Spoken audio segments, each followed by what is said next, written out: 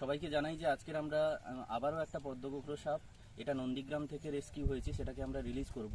তো যে কথা আমরা বারবার বলে এসেছি যে সাপ সম্পর্কে আমাদের যে ভুল ধারণা সেগুলো আমাদের ছেড়ে ফেলতে হবে। এবং যে কথা বলার যে বাঁকির সাপ যদি হয়, নকুলবাবুও সেটা বলেছেন যে বাঁকির সাপ আমরা ছেড়ে দেব, মুখ খুলে দিলেই কোনোভাবে ওটা তার জায়গায় চলে যাবে।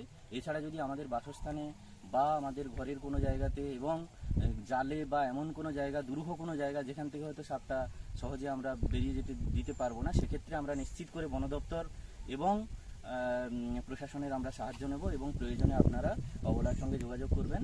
তো এটুকুই বলার। তো সাপ পিটিয়ে মারবেন না, কিংবা সাপুড়ে হোক বা কোনো অসাধু ব্যবসায়ী এদের হাতে কখনোই তুলে দেবেন না। এগুলো আমাদের দেশের সম্পদ, জাতীয় সম্পদ। সাপের যতটা না আমরা ভয় করি, কিন্তু আমাদের এই ভয়টা যদি আমরা একদিকে রাখি, অন্যদিকে যদি সাপের উপকারিতার কথা ভাবি, তো নকুলবাবু একটু আগেই বলছিলেন যে একটা সাপ 7টা মানুষের জীবন দিতে পারে।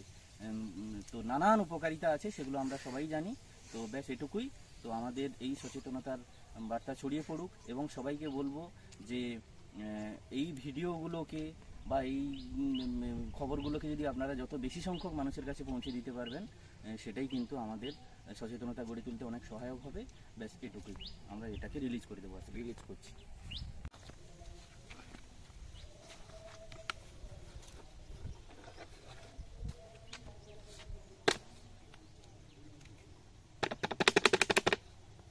যাও, এই জায়গাটাতেই জালে আটকেছে।